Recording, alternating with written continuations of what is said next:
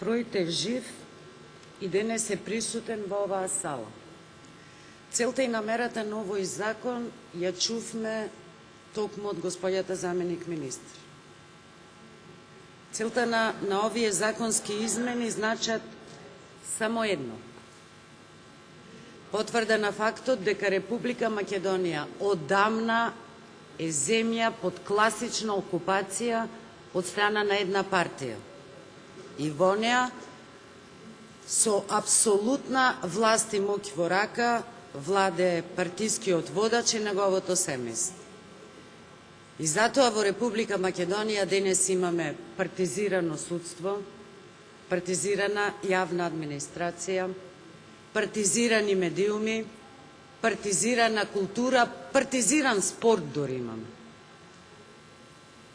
Денес дојде редот да во закон се предвиде и класична партизација на оваа област, областа на вештачењето. И убаво кажа господјата заменик министр.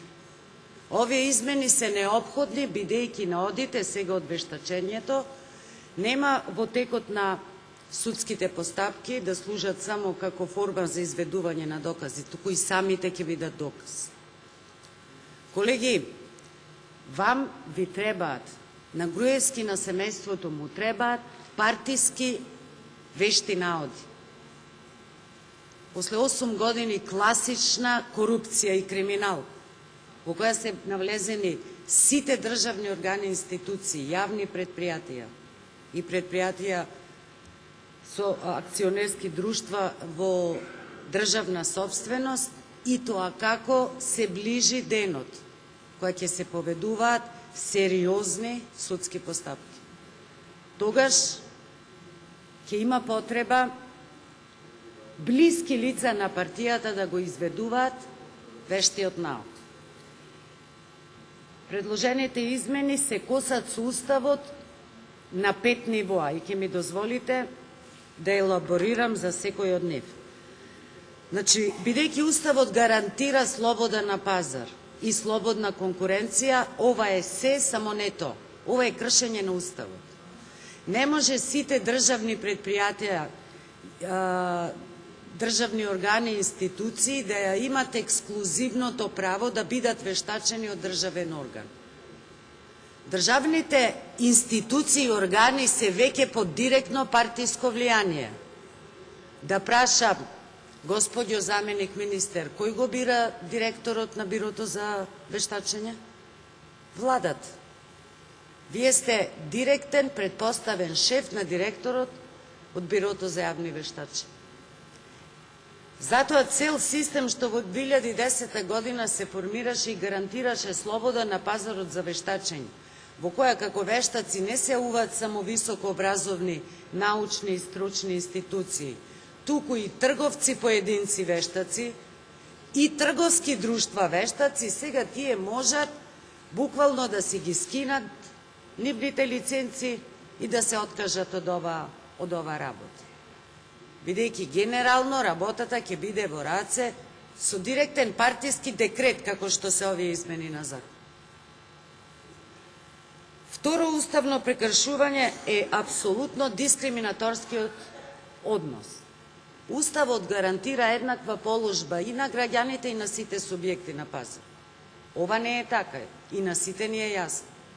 Со декрет во форма на закон, Бирото за јавни вештачи директно ќе биде надлежен за сите спорови во кои ќе треба да се врши вештачи.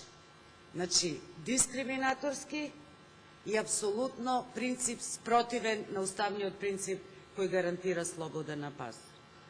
Трето, уставот ги гарантира стекнатите права на секој, па и на сите вештаци што денес поседуваат лиценци, подпишана лично од господинот екс-министер Михајло Маневски. Сега ги ставате вон села.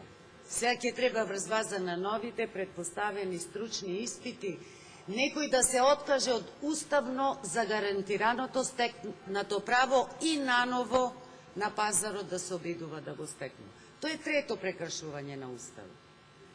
И гледајте каква иронија. Денес, на Меѓународниот ден за човековите права, вам без око да ви трепне, денес говорите за закон во кој Уставот се прекршува 5 пати.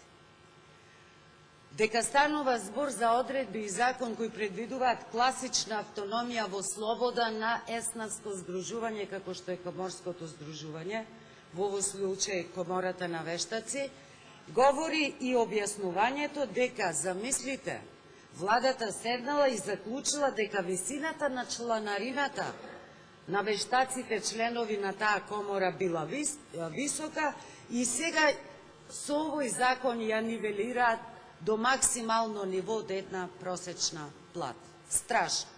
Ама она што е најстрашно и за што говорим.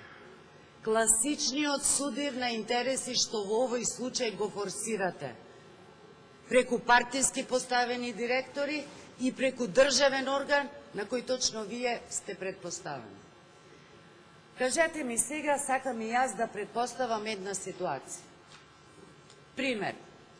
Веќе се погласни и во медиумскиот простор и говоранциите дека станува збор за нов скандал од типот на Окта, а тоа е изборот на концесионер за ДРИС, каде што странка во спорот е градот Скопје и Гоце Трајановски. Јас не се сомневам дека странскиот партнер, германците, ќе поведат судски спор. Градот Скопје е орган на државна управа. Согласно овој закон, ќе тропни каде, господјо заменик министер? Кај вас во Министерството за правда. И вие на господинот директор на Бирото за вештачење ќе му дадете партиски налог, за да не биде, предпоставувам, дефинирана вистинската позиција, бидејќи јавна тајна е дека италијанците веќе одавна си работат и не мислат да се откажат од добиениот тендер, иако и управниот суд го заклучи спротивното. Па вие затоа сега наврат нанос ни нудите измени на законот за управни спорови, каде што ќе се обидете да го покриете нелегитимното и незаконско работење на Гоце Трајановски град Скопје. Каков ќе биде тој вешт наод? Замислувате, под партиско влијание ќе биде. Конечно, ајде да предпоставам уште една ситуација за која говорев. Во вака партизирана јавна администрација во која царува непотизмот, лично секој од вас има пример за непотизам. Лично господјата заменик министер за правда, шефица на директорот за Бирото за вештачење. Замислите акционерското друштво во државна собственост да се јави како странка во спор. Директор на Електрани на Македонија е господинот сопруг на заменикот министр. Каков вешт наод ќе биде испорачан од страна на Бирото за судски вештачења? Што мислите? Дали ќе се фаворизира или не акционерското друштво во државна собственост? Кога ќе дадете одговор на сите овие отворени дилеми, ќе дојдеме полесно до заклучок. Ќе дојдеме полесно до намерата која лежи за сите овие скриени измени. Не да не се наивни, скандалозни се. И значат упад во принципот на владење на право. Фаворизирање на државните органи длабоко до гуша навлезени во криминал. И затоа е експлицитно право за да се вештачи некој спор кој ќе биде директен доказ во било која судска постапка, вам би треба партиски вешт наод, а не објективен наод кој ќе овозможи владење на право. И затоа нема да дадеме поддршка на овие измени, бидејќи се јасни. Веројатно, моќта што ја чувствувате во своји раце, откако окупиравте безмалку се и откако се обидувате да оневозможите проток на било која слободна мисла, ја прави во овој момент Република Македонија не демократска, туку земја во која владее режим. А каде што има режим, нема право.